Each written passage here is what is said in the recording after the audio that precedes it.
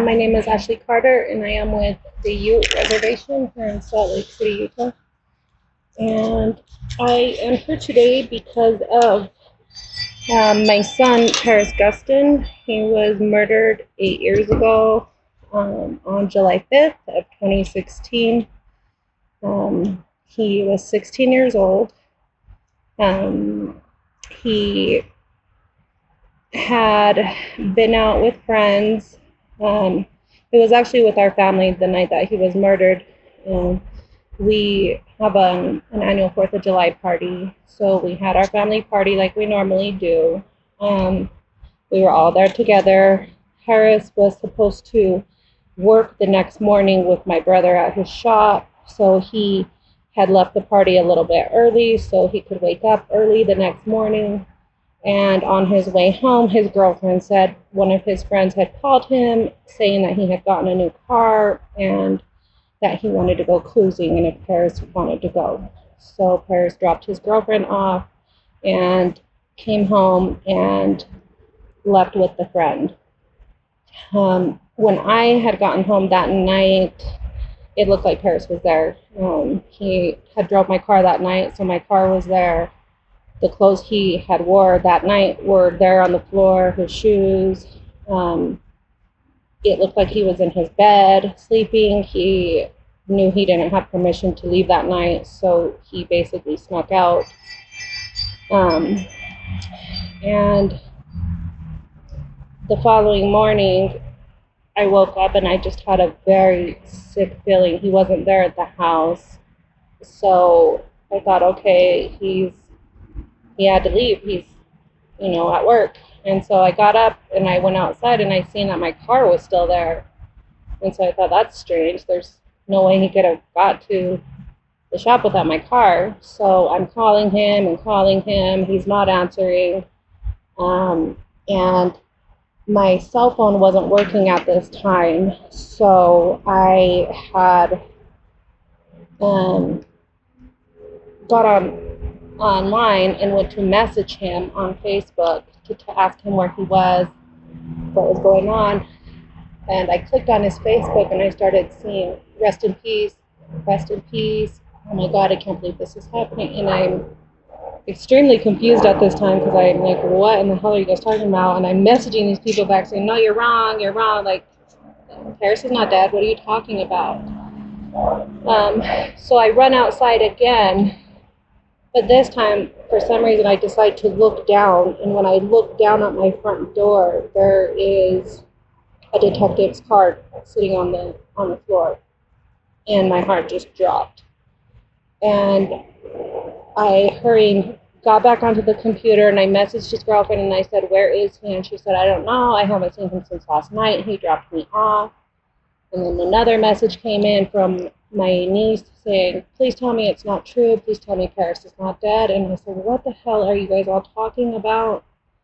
I said, "I need you to get here. I don't have my phone on me. I need you to come here now. I need to call the police."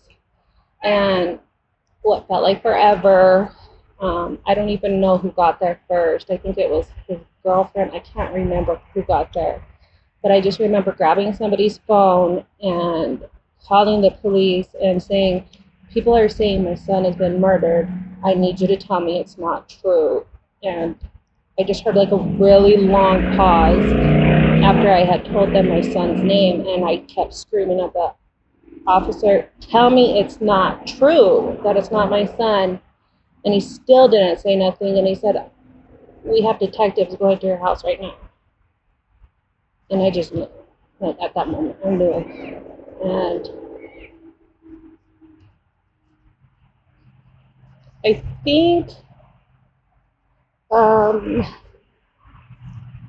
passed out, or no, he did tell me, yes, that it was my son and that detectives were on their way. And I don't remember a lot after that because I guess I passed out. And when I did, I was at the top of my stairs still. So I tumbled down the stairs, which is how this finger got broken.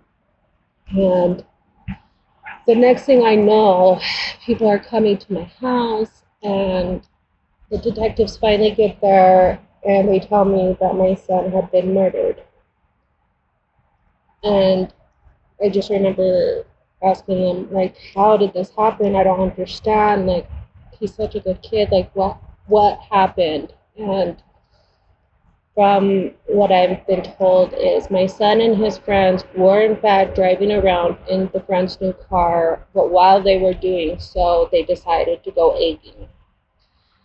So while they were out egging, they ran across the man who murdered my son, threw some eggs at him. Apparently, he was high off of crystal meth and had been drinking that night. And this angered him so badly that he went immediately to his friend's house and went to his house first, grabbed an AK-47, then drove to his friend's house and asked his friend to drive his car so he could go find the kids who just threw an egg at him, because he was going to, in his words, fucking kill them. So his friend did. And unfortunately for my son, him and his friends had stopped before they were headed home for snacks. And on their way home, they crossed paths with them again. And these men chased my son and his two friends for, I think, 2 to 3 blocks, shooting at them the entire time until they watched a body drop, basically waiting until they seen that they had killed somebody. From my understanding, they shot my son in the back. He was still alive. He looked back, and as he looked back, they shot him in the face, and that was the shot that ended his life. To make matters worse, rather than his friends immediately taking him to the hospital to get him aid, they drove him to a dead end where there is a river known here in Utah as the Jordan River. And the driver of the car asked the boy in the back to help him dump my son's body in the river so that they didn't get in trouble. But thank God that kid said, no, I'm not. We need to call the police. And they ended up finally calling the police. And by that time, obviously, there was no helping my son. He was dead. So, yeah, his own friends really just did nothing to help him. To make matters worse, the following day, literally the next morning, apparently a friend of these guys thought it was so cool that they had did this. He went around bragging about it, said that they even went back to the murder scene. And because of where we live, everybody knows everybody. This immediately got back to me. I, within 24 hours, knew who both of my son's murderers were. Had their first and last name. I knew where they lived. I immediately told the police this. I begged them to grab them and pick them up because I was very well aware that they were not legal United States citizens, so I knew that they were going to flee the country. And I told the police this. They would not even bring them in for questioning. They kept telling me that there was protocol, this, that, and the other. And just like I said that they would flee, they did. One fled to Mexico and was gone for 5.5 years. The other one just fled and was gone for 8 months. We did find the one 8 months later standing in the driveway of his mom's house. The other one was much harder to find because, for one, my son is Indigenous and nobody cared. And no matter how many times I called the police, the U.S. Marshals, and gave them information and begged them to look into I knew where his dad was. I had done all the research for them. I found out what city he was in Mexico. I had his picture. I had a picture of his home. And I said, this is where he is. And nobody would listen to me. So for 5.5 years, I paid Facebook to boost my wanted poster in Mexico because I did not know anybody myself. So for 5.5 years, I shared his poster begging somebody to turn him in. And finally, after 5.5 years, I got a message from somebody that said, I see your son's killer every single day. And I said, okay, well, if this is true, then send me a picture. Because by this point, I had multiple people sending me on wild goose chases. And like I said, the police would not listen to me, and neither would the U.S. Marshals. They literally told me to leave them alone. So the next day came, and this person sent me a picture of him, healthy as could be, sitting on a horse, as though he was just without a care in the world. And somehow I had gotten to contact with a U.S. Marshal that was based in Mexico, and he was the only one who would give me the time of day. And I came to him with this information, and he said, oh my God, I need to talk to this witness. She was obviously in Mexico and was very scared to speak to the police. She refused. And so I said, she will not talk to you, but what I will do is I will work as a liaison between you both. So for a year and a half, we worked with her because the city that he was in was like finding a needle in a haystack. They do not register their homes to the owners in Mexico, so trying to find out where somebody lives, again, is like finding a needle in a haystack. Unless you know, you will never know. And so we had her, basically, we gave her a map of the city of where he was supposed to be located. She literally drew us right to where he was. She confirmed that yes, he was in fact at his dad's house, like I had been telling law enforcement from day one.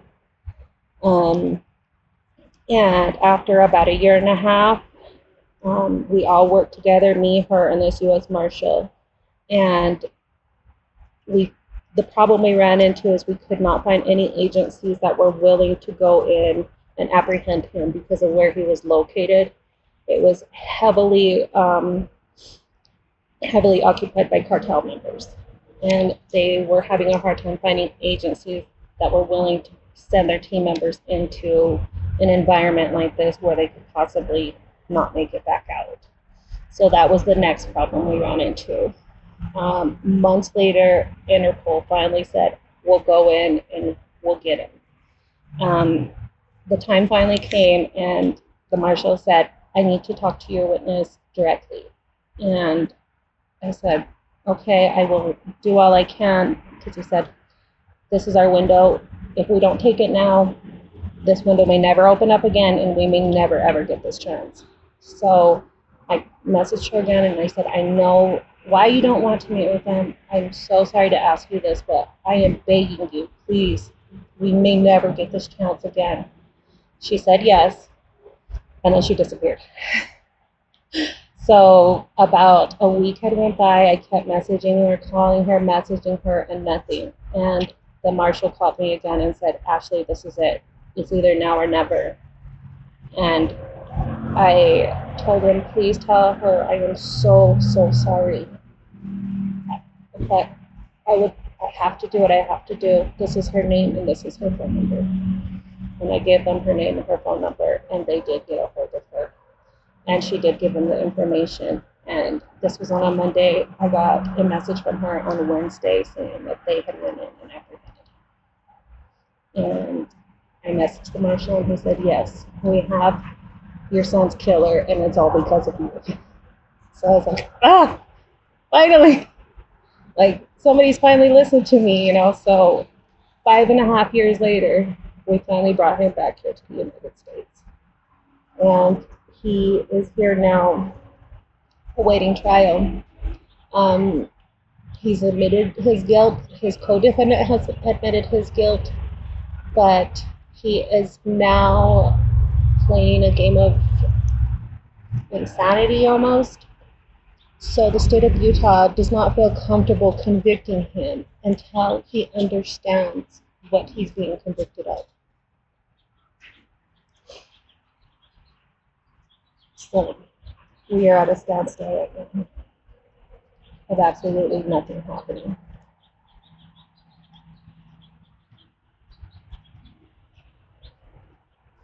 Eight years later.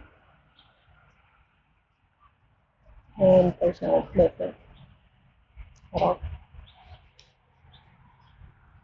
And you just can't help but think, if he was a blonde-haired, blue-eyed little girl, would we still be here today? Would this still be going on? Would we still be entertaining this? Or would you have thrown the book at him by now? Makes you very, very, very well aware that as a minority, you mean nothing in this world. So, do you want to say anything else? I think to anybody who's going through this or that may unfortunately find themselves in this type of a situation, I think my biggest message is don't give up, and don't for 1 minute think that law enforcement is fighting as hard as you would for your child. You've got to do the work. You gotta keep fighting. You gotta make those phone calls. You've got to ruffle those feathers, and you got to step on whoever's toes are necessary. I went as far as going to the mayor because they did not want to give me a press conference to put my son's killer's face out there. I fought tooth and nail, and I will continue to do so. I will continue to be loud. You have to make your voice heard. And that's what our problem is as Native Americans.